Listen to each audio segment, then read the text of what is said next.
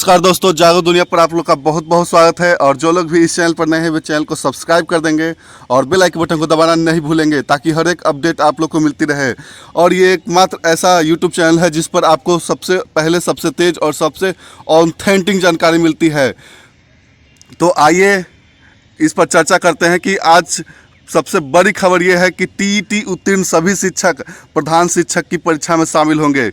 तो ये बहुत बड़ी खबर है उन अभ्यर्थियों के लिए जो टीईटी की तैयारी कर रहे थे, टीईटी की परीक्षा देकर बैठे थे, उनके लिए बहुत बड़ी खबर है कि टीईटी उत्तीर्ण जितने भी अभ्यर्थी हैं अब उनको भी प्रधान शिक्षक की परीक्षा में शामिल होने का मौका मिल गया है।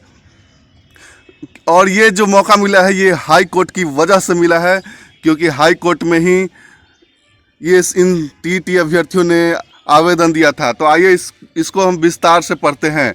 अनुमति की शर्त, रिजल्ट अंतिम फैसले पर निर्भर होगा। पटना हाई कोर्ट ने टीईटी व एसटीईटी उत्तीर्ण नियोजित शिक्षकों को अंतिम राहत देते हुए प्रधान शिक्षक पद पर बहाली की परीक्षा में शामिल होने की अनुमति दे दी है। मुख्य न्यायाधीश संजय करोल एवं न्यायमूर्ति एस कुमार की खंडपीठ ने टीईटी एसटीईटी उत्तीर्ण नियोजित शिक्षकों संघ की याचिका पर सुनवाई करते हुए निर्देश दिया। याचिकाकर्ता संघ द्वारा प्रधान शिक्षक नियुक्ति नियमावली को भ्रामक बताकर हाई कोर्ट में चुनौती दी गई है। याचिका में कहा कि टीईटी उत्तीर्ण शिक्षकों की बहाली 2014 के बाद हुई है। ऐसे में बेसिक ग्रेड के शिक्षक की न्यूनतम नियुक्ति 8 साल पूरी नहीं हो रही है। इससे लगभग 70,000 शिक्षक प्रधान शिक्षक की परीक्षा में शामिल होने से वंचित रह जाएंगे। टीईटी व एसटीईटी उत्तीर्ण शिक्षकों ने प्रधान शिक्षक बहाली नियमावली ने इस प्रकार की त्रुटि को सुधार की मांग की है। अब आगे पढ़ते हैं कि विभाग ने क्या बोला है।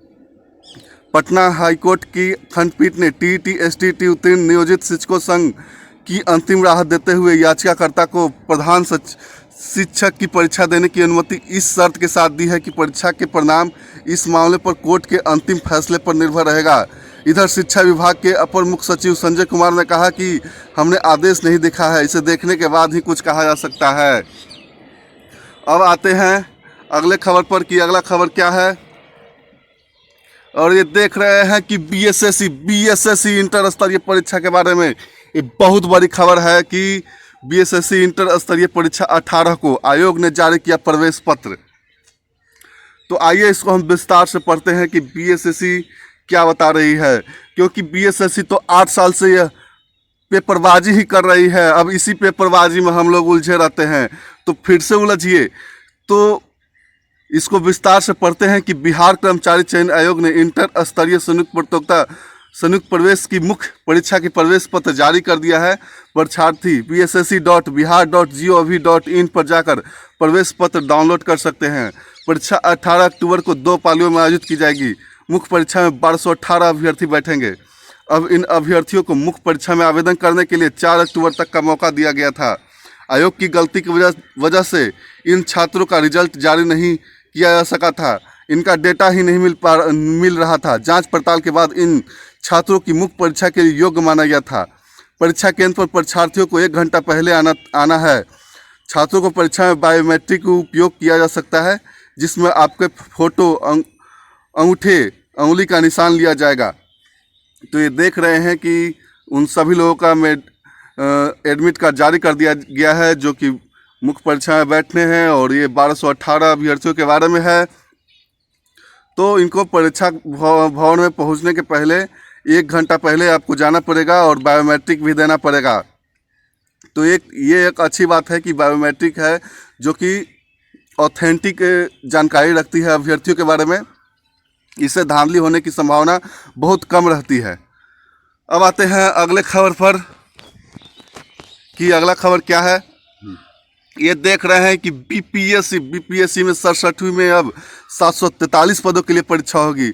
और ये सरकार की बहुत अच्छी पहल है कि वैकेंसी को जिस तरह रोकी हुई थी अब उसी वैकेंसी को जारी कर रही है। और बीएसएससी सीजीएल 3 की वैकेंसी भी जल्द आने वाली है। पंचायत चुनाव के कारण ये वैकेंसी नहीं आ रही है, लेकिन इसकी वैकेंसी जल्द से जल्द जारी कर दी जाएगी। और जैसे ही पंचायत चुनाव ख़त्म हो जाएगा नवंबर दिसंबर में, उसके बाद आपको जनवरी में दे दिया जाएगा। तो क्योंकि सरकार अब जाग चुकी है और विपक्ष इस बार बहुत ही तगड़ा विपक्ष है, क्योंकि अगर इस बार भी वैकेंसी नहीं देती है तो जानते हैं कि इस बार क्या हालत हुई है नीतीश कुमार की, वही उससे भी बुरी हालत अगली बार हो जाएगी। तो आइए सबसे पहले इसके बारे में पढ़ते हैं कि राज्य के वैसे प्रतियोगी परीक्षार्थी जो सिविल सेवा की तैयारी कर रहे हैं उनके लिए अच्छी खबर है कि बिहार लोक सेवा आयोग के पास कई अन्य विभागों ने रिक्तियाँ भेजी है। ऐसे में बीपीएससी 67वें पदों की संख्या बढ़कर 743 हो गई है।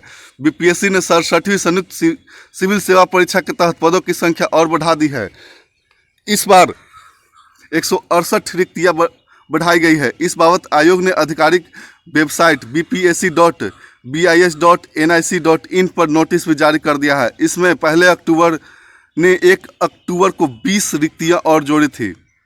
24 सितंबर को 67वीं के लिए जारी नोटिफिकेशन में 555 वैकेंसी थी। 2 बार पदों की संख्या में वृद्धि किए जाने के बाद अब रिक्तियाँ बढ़कर 743 हो गई है। इस बार अनुमंडल पिछड़ा एवं अति पिछड़ा कल्याण पदाधिकारी के 139 पद जोड़े गए हैं। इसके अलावा पुलिस अधीक्षक के 20 पद और सहकारिता विभाग में 9 पद जोड़े गए हैं। इसके बाद पदों की संख्या में वृद्धि हुई है। बीपीएससी 67वीं के लिए आवेदन की प्रक्रिया अभी जारी है। इसके लिए आवेदन की अंतिम तिथि 5 नवंबर 2021 है। आयोग के परीक्षा नियंत्रक अमरेंद्र कुमार ने बताया कि जैसे जैसे विभाग से रिक्ति आ रही है उसे जोड़ा जा रहा है। तो ये देख रहे हैं कि आयोग के जो परीक्षा नियंत्रक अमरेंद्र कुमार जी जो हैं वो बता रहे हैं कि जैसे जैसे पद को जोड़ा रिक्तियाँ आ रही है विभागों से वैसे वैसे इसमें जोड़ा जा रहा है। तो हो संभावना है कि इसमें और भी जोड़ा जाए आगे। तो और जितना ज़्यादा पद इसमें आएगा उतना ही कट ऑफ कम जाता है। तो ये बहुत अच्छी खबर है उन अभ्यर्थियों के लिए जो बीपीएससी का तैयारी करते हैं और जो 67वीं बीपीएससी का एग्ज़ाम देने वाले हैं। ठीक है, तो अब आगे हम बढ़ते हैं कि आगे और भी खबर है या नहीं। तो अब आगे कोई खबर नहीं है, फिर मिलेंगे अगले वीडियो में। तब तक के लिए लाइक और सब्सक्राइब जरूर से जरूर कीजिएगा और जहां तक हो सके शेयर भी करना नहीं भूलिएगा। धन्यवाद।